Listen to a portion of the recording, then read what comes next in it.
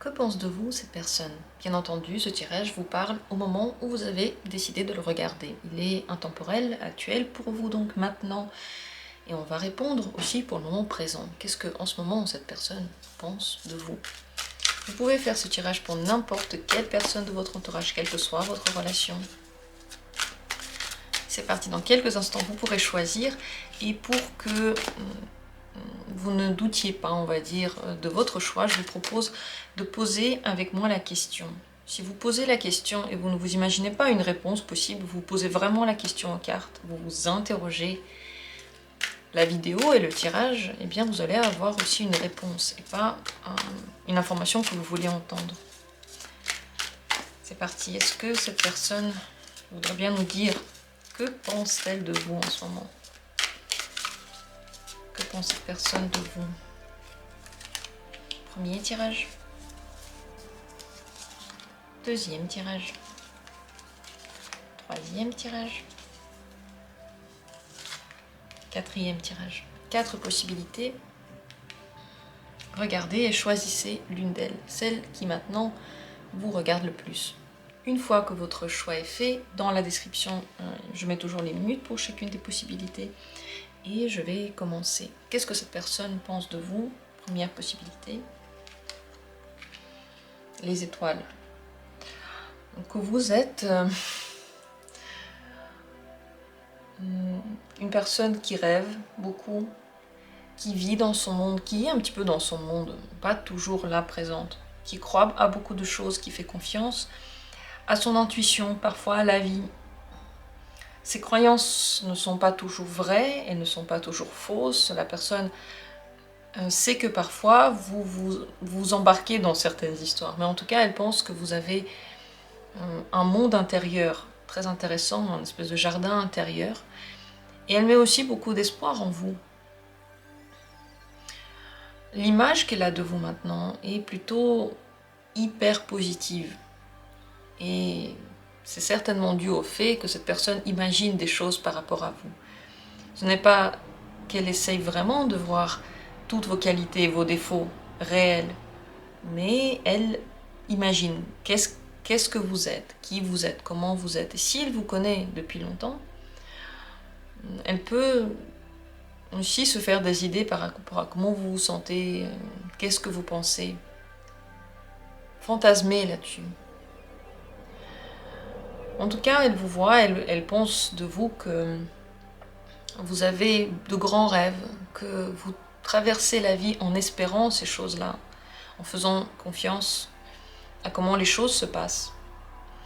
Et que dans toutes les situations, même les plus compliquées, vous voyez le côté positif. Et on va dire avec votre énergie, vous levez les autres, vous leur permettez d'avancer. C'est une grande force parce que la foi, c'est ce qui est plus fort que tout. C'est plus fort que la peur, c'est plus fort que le désespoir, c'est plus fort que tout. L'espoir et la foi, c'est ce qui nous fait avancer aussi lorsque ça devient très compliqué. Donc une belle image que cette personne a de vous maintenant, mais elle sait que parfois, comme dit, vous avez certaines illusions par rapport à des choses, et que vous rêvez des choses, parfois elles ne sont pas vraies. Voilà ce qu'elle pense de vous maintenant, cette personne. Et on passe à la deuxième possibilité. Si c'est elle que vous avez choisie, cette personne, que pense-t-elle de vous actuellement?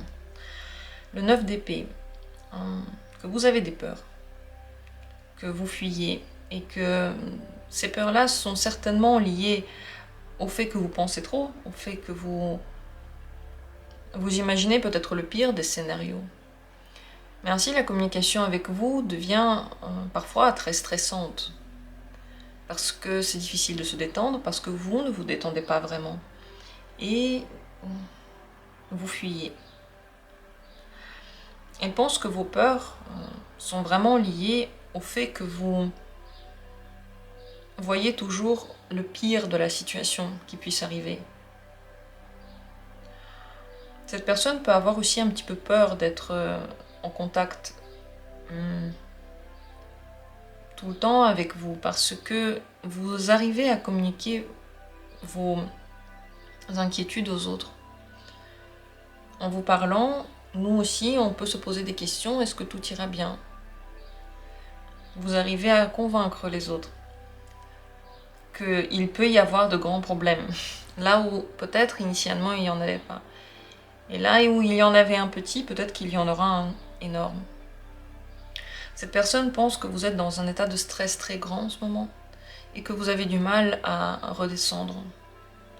Que les mots que vous dites, peut-être vous ne les pensez pas. Que les actions que vous faites, peut-être que vous les faites un petit peu malgré vous et poussé par cette angoisse. Que la vérité peut aussi vous faire peur. Et la vérité, on n'arrivera pas à la fuir longtemps. De toute façon, elle va nous rattraper. Et plus on essaye de regarder ailleurs, plus elle sera difficile à voir en face. Cette personne le sait par rapport à vous aussi. Voilà ce qu'elle pense de vous en ce moment. Si vous avez une dispute, si quelque chose n'allait pas entre vous, cette personne met ça sur le compte justement d'un trop-plein d'inquiétude et se méfie ainsi de la prochaine discussion. Peut-être qu'elle a peur d'avoir une prochaine discussion, elle pense que ça va certainement mal se passer.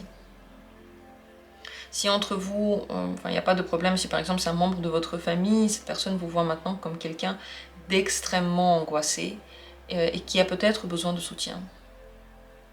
Voilà ce que pense de vous cette personne en ce moment. On continue avec la troisième possibilité. Ce que pense cette personne de vous, c'est que vous vivez maintenant dans un monde vraiment illusionné. Vous vous trompez sur certaines choses, vous ne voyez pas la réalité. Vous voyez peut-être le potentiel et le meilleur dans la situation, peut-être le meilleur dans une personne, le meilleur de ce qui pourrait arriver, mais ce n'est pas basé sur quoi que ce soit de réel, c'est basé simplement sur un espoir.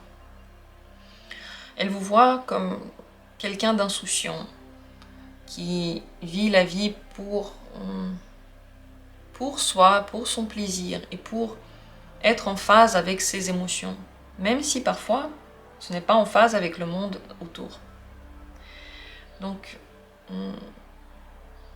cette personne, elle ne peut pas vous faire confiance 100% parce que ce que vous dites parfois ne se révèle pas forcément juste. Et si elle ne vous parle plus, par exemple, si elle a du mal à revenir vers vous, s'il y a eu des difficultés entre vous, sachez qu'elle pense que ce que vous avez dit, c'est faux. Ce que vous pensez d'elle, c'est faux. Ce que vous imaginez entre vous deux, la relation peut-être que vous imaginez entre vous deux, n'arrivera pas. Et qu'elle n'arrive pas à vous faire voir en ce moment la réalité. Dans le tout meilleur des cas, cette carte montre que vous avez, selon cette personne, un monde imaginatif incroyable qui permet par exemple d'être très très créatif, d'écrire des choses, de créer peut-être des peintures parce que vous voyez le monde de votre façon. Donc au niveau de la créativité, c'est très très bien, tout est possible, tout est ouvert. Dans la vie réelle, ça peut être bien lorsque